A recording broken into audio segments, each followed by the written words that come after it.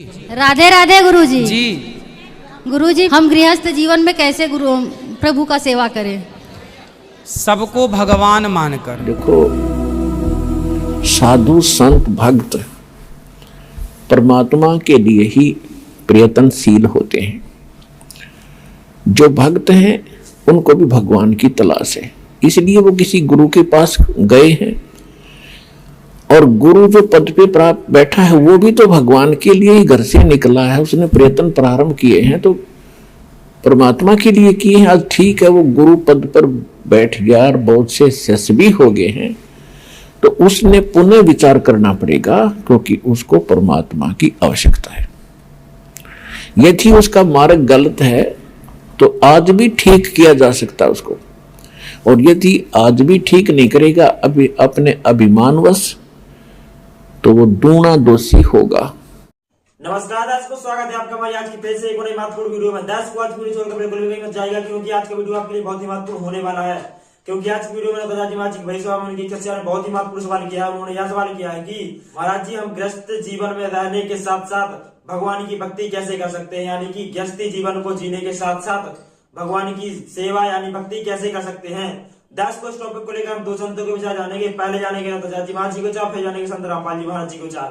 दर्शकों, पहले जानते हैं दादाजी महाराज जी को चार। जी राधे राधे गुरुजी। जी गुरुजी, मैं लड्डू गोपाल का सेवा करना चाहती हूँ। अच्छा, तो क्या मैं अपने पैसे से खरीद के उनका सेवा कर सकती हूँ या हाँ, किसी को बिल्कुल, उपहार स्वरूप देना पड़ेगा? बिल्कुल कर सकते हैं, क्यों नहीं कर सकते। कर सकते हैं। हाँ, गुरुजी, सब कहते हैं कि उपहार स्वरूप मिलना चाहिए, अब कौन देगा उपहार, तब तक बैठे रहो ताकि। तो हम अपने से ले सकते हैं। हाँ, गुरुजी, हम एक प्रश्न और करना चाहते हैं। हम गृहस्थ जीवन में कैसे प्रभु का सेवा करें? सबको भगवान मानकर, सास को भगवान मानकर, पति को भगवान मानकर, जो हम जहाँ जिस कार्य में हैं अपने कार्य को ही भगवत स्वरूप मान लें हर व्यक्ति को, और उसको भगवान मानकर सेवा करें।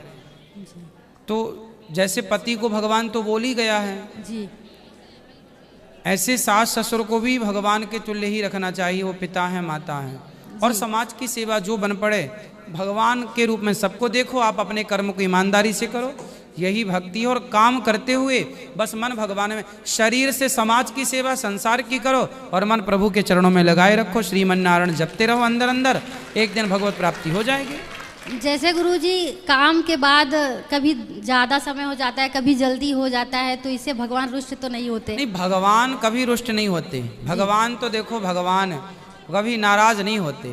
बस आप भगवान से प्रेम करो। जी, भगवान से क्या करेंगे? प्रेम। केवल प्रेम। राधे राधे गुरुजी। राधे राधे। दर्शकों, अब जानते हैं संत रामपाल जी महाराज जी के विचार। तो क्या बताते हैं, केले की कोपीड है और फूल पान फल खाही, नर का मुख नहीं देखते, वो बस्ती डकट ना जाही। वो जंगल के रोज हैं जो मनुष्यों बिद के जाही, निस्दिन फिरो उजाड़ में नो परमात्मा पावे नाही। कितना सिंपल साधारण तरीके से बता दिया कि केले की कोपीन कोई संत बांध रहा है, यानी केले का पत्ता पर्दे पर बांध रखा, वस्त्र नहीं पहन रखे, और पत्ते फूल फल खा के और जंगल में रहता है, और बस्ती के निकट भी नहीं जाता, आदमी का मुख भी नहीं देखता, उनसे दूर भाग जाता है। जैसे कहते हैं, केले की कोपीन है जो फूल पत्ते फल खाही और नर का मुख नहीं देखते। उस संत के बारे में वो यही बता रहा था कि वो आदमी के दर्शन नहीं करता, ना दर्शन देता। नर का मुख नहीं देखते, जो बस्ती निकट ना जाही, वो तो जंगल के रोज हैं। ये नील गाय है, वह धके खान दिया अंडे सारे दिन नील गाय उन्हें मिल गया भगवान। अर्थे निस्दिन फिरो उजाड़ में नो परमात्मा पावे नाही। फिर क्या बताया कि डेरे डंडे खुश रहो, ये खुश रे लहन मोक्ष। और ध्रुव प्रहलाद जब पार हो गए तो फिर गृहस्थी में के दोष। कितना साधारण तरीके से हमारा जो अज्ञान अंधेरा साफ किया भगवान ने कि आप जी ध्रुव जी को, प्रहलाद जी के तो खूब गुण गाते हो कि मुक्ति प्राप्त कर गए। ये क्या थी? ध्रुव 5 वर्ष की उम्र में घर छोड़ गया था और इसने परमात्मा मिल गए जो इन्होंने, क्योंकि ये पिछले ही, अब ध्रुव को तो मिल गए और लाखों वर्ष बैठिए उन्हें ना मिले। कहने का भाव ये है कि पिछले जन्म जन्मांतर से कोई साधना करता हुआ आ रहा था और उस साधना के कारण कौन मिला इसको? विष्णु आ गया। और विष्णु से इसने क्या मांगा? मुझे अटल राज दे दो। तो इसने राज दे दिया क्योंकि इसका वर्क डन मिल गया। मोक्ष नहीं हुआ, भगवान से दोहरा बैठा रहा जब तक सतलोक नहीं जाएंगे। तो उस भगवान के मिलने का लाभ क्या हुआ? 120 वर्ष परमात्मा यहाँ रहे, काशी में ना जाने कितना न देखे। और भगवान शंकर और पार्वती इकट्ठे रहा करते, जब तक नाम नहीं ले लिया पार्वती ने उसकी उतनी भी राहत ना मिली जो उस मंत्र से मिलनी थी जो शंकर जी देते। तो भगवान के मिलने मात्र से मोक्ष नहीं है। तो कहने का भाव यह है कि ध्रुव ने फिर राज्य किया, विवाह किया और उसके जो मौसी का लड़का था उत्तम, वो मारा गया था। उसकी पत्नी भी उसी के साथ रही। उसके बाद प्रहलाद ने ब्याह किया, संतान हुई। बलि राजा जिसने 100 यज्ञ किए थे 100 मन की, जिससे वो इंद्र की गद्दी प्राप्त करना चाहते थे, जिस कारण से भगवान 52 रूप बना कर आए थे, वो बलि जो है प्रहलाद का पोता था और बैलोचन उसका पुत्र था प्रहलाद का। तो प्रहलाद ने ब्याह करवाया, ध्रुव ने ब्याह करवाए। तो यहाँ परमात्मा समझाना चाहते हैं कि डेरे डंडे खुश रहो। डेरा माने घर। कई ये कहते हैं कि गुरु जी ब्रह्मचारी हो और चेले गृहस्थी हो, वाह रे शेरो। अब भक्ति तो देखो दोनों ने करनी पड़ेगी, गुरु जी ने भी और चेले ने भी, और एक जैसा। और ठीक है, तो ब्रह्मचारी रहना बुरा नहीं, और केवल ये कहना कि ब्रह्मचारी ही गुरु हो सकता है, ये मूर्खता है। परमात्मा विधि विधान से मिलेगा, उसको कहते हैं। परमात्मा कहते हैं अगर तुम यही मानते हो कि बाल ब्रह्मचारी रहे और जंगलों में रहे और तभी भगवान मिलेगा, उसके लिए उदाहरण दे रहे हैं कि डेरे डंडे खुश रहो। ये खुसरे लहना मोक्ष, ये हिजड़े पार ना होते। अगर केवल ब्रह्मचारी रहने मात्र से ही तुम मानते हो मोक्ष हो जाएगा, तो इन खुसरों का नंबर तो आप तो पहले आना चाहिए था। और फिर कहते हैं ध्रुव प्रहलाद भी पार हो गए, तुम कहते हो, तो फिर गृहस्थी में के दोष। अब परमात्मा का कहने का ये तात्पर्य नहीं है कि खुसरे मोक्ष नहीं पाएंगे, यानी मुक्ति मनुष्य जीवन हो, चाहे वो खुसरे हैं, ये भी तो मानुष है, इनमें सब बुद्धि है और स्त्री है पुरुष है। इस विधि से मोक्ष प्राप्ति होगी मानव शरीर में। तो परमात्मा ने ये बताना चाहिए। जैसे परमात्मा कबीर जी ब्रह्मचारी थे, वो तो मालिक हैं, उनको तो ये वासनाएं निकट भी नहीं है, लेकिन एक गृहस्थी क्रम करके दिखाया उन्होंने। 2 बच्चे मुर्दे जिंदे करे थे किसी कारण से, किसी की शर्त पे, और 2 माता पिता थे। मुंह बोले, जन्म नहीं था मालिक का, वो नीरुनिमा उठा लाए थे दाता को, जब सतलोक से आके कमल के फूल पर विराजमान हुए थे लहर तारा तालाब में। तो ये परिवार था दाता का, और परिवार में रहे, परिवार गृहस्थी का वाला कर्म किया, सारा कपड़ा बुना करते थे और भगवान की भक्ति भी करते थे, परिवार का पोषण भी करते थे, भक्ति भी करते थे। करते थे का मतलब हमें दिखाते थे कि भक्ति करनी पड़ेगी, और इतना भी गुजर मालिक दे दे तो भी पर्याप्त है।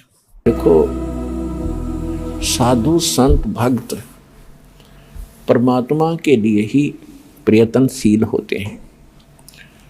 जो भक्त हैं उनको भी भगवान की तलाश है, इसलिए वो किसी गुरु के पास गए हैं, और गुरु जो पद पे प्राप्त बैठा है वो भी तो भगवान के लिए ही घर से निकला है, उसने प्रयत्न प्रारंभ किए हैं तो परमात्मा के लिए किए हैं। आज ठीक है वो गुरु पद पर बैठ गया और बहुत से यशस्वी हो गए हैं, तो उसने पुनः विचार करना पड़ेगा, क्योंकि उसको परमात्मा की आवश्यकता है। यदि उसका मार्ग गलत है तो आज भी ठीक किया जा सकता है उसको, और यदि आज भी ठीक नहीं करेगा अभी अपने अभिमानवश, तो वो दूना दोषी होगा। वो इस कैटेगरी का होगा कि जानबूझ साची तजय करे झूठ तने, और ताकि संगत है प्रभु सौ पद में भी ना दे। वो कृतघ्नी व्यक्ति होगा, चाहे वैसे गुरु बना बैठा है, जिसको ये पता लग गया तेरा ज्ञान गलत, तेरा नाम गलत, तेरी साधना गलत, और वो फिर भी हार मानने को स्वीकार तैयार नहीं है, यानी फिर भी ये नहीं कहता अपने शिष्यों को कि अभी मेरा मार्ग गलत है, तो वो कृतघ्नी प्राणी बताया है। उसके विषय में कहा है कि जानबूझ साची तजय और करे झूठ तने, और ताकि संगत है प्रभु स्वप्न में भी नहीं दे। इसे नालायक आदमी की तो सपने में भी भेंट नहीं होनी चाहिए इसके साथ। और जो उनके फंसे बैठे हैं भोली श्रद्धालु, अब उन्होंने स्वयं सोचना पड़ेगा। अगर वो गुरु होगा और भगवान की खोज में होगा तो पहले वो कहेगा अपने शिष्यों को, क्योंकि जो दास ज्ञान देता है सबसे पहले खटक उन गुरुओं को लगती है, क्योंकि उनके विषय में बोला जा रहा है कि उसका ज्ञान गलत, राधा स्वामी पंथ का ज्ञान गलत, उनके नाम गलत, उनकी साधना गलत। धन धन सतगुरु सच्चा सौदा सिरसा और जगमाल वाले के बारे में कहा जा रहा है, उनका नाम गलत, उनका ज्ञान गलत, उनकी भक्ति गलत, उनका रास्ता गलत। और जितने भी ये ब्रह्मा विष्णु महेश के पुजारी, आसाराम सुधांशु जी, ये कुमार स्वामी, ये इनका सारा मार्ग गलत, और ये तीन देव की भक्ति करते हैं, इनमें जीव का मोक्ष नहीं। तो इनको सबसे पहले इस बात पर जोर देना चाहिए। ये क्यों कह रहा रामपाल दास? इसका उद्देश्य क्या है? कम से कम उद्देश्य जानकर हमारे सदग्रंथों को, लिटरेचर को पढ़ें ये संत। दास की उनसे विनम्र प्रार्थना है, उनका भी जीव रक्षा होगी। उनके अंतर्गत जो भोले श्रद्धालु फंसे पड़े हैं उनको संत मान के, संत वही होता है जिसके पास पूर्ण ज्ञान हो, और साधना ठीक है नहीं तो भक्त नहीं है, ना वो गुरु है। वो तो एक अपना जीवन नाश कर रहे हैं। तो उनसे दास उनके हित के लिए कह रहा है। जैसे कोई रास्ते में जा रहा है और काफ़ी लंबे सफ़र पर पहुंच गया और वहाँ उसको कोई टोक रहा है, कहाँ जा रहे हो भाई? तो उस स्थान का नाम बताते हैं और वहाँ कोई व्यक्ति खड़ा है और वो कहता है ये रास्ता ठीक नहीं है आपका, आप बहुत गलत जा रहे हो। तो उस व्यक्ति को क्या करना चाहिए? 1, 2, 4 और से सलाह लेनी चाहिए, भी सचमुच मैं जा रहा हूँ, ये मार्ग ठीक है कि नहीं। और उसके साथ झगड़ने लग जा कि तू क्यों बोल रहा है मेरे मार्ग को गलत, तूने कैसे बता दिया गलत? तो ये बुद्धिमान का काम नहीं, ये तो महान नीच व्यक्ति करता है ऐसा व्यवहार। कोई कहता है भी तेरा रास्ता ठीक नहीं, तो उसने धन्यवाद करना चाहिए उसका और सोचना चाहिए भी बता कैसे गलत जा रहा हूँ, मेरा विश्वास दृढ़ कर कि मैं गलत जा रहा हूँ। तो और नहीं तो मैप हमारे पास है, उस नक्शे को, उस मानचित्र को सामने धर ले और भाई तू यहाँ खड़ा है, ये शहर है और आप जा रहे हो दिल्ली, और आप इशार से चल के आगे सिरसा, ये सिरसा यहाँ पर है और दिल्ली इधर है, तेरा मार्ग इसलिए गलत है। तो फिर उसने पुनर्विचार करना चाहिए। तो हमारे जो सदग्रंथ हैं ये हमारा मानचित्र है, ये हमारा गाइड है।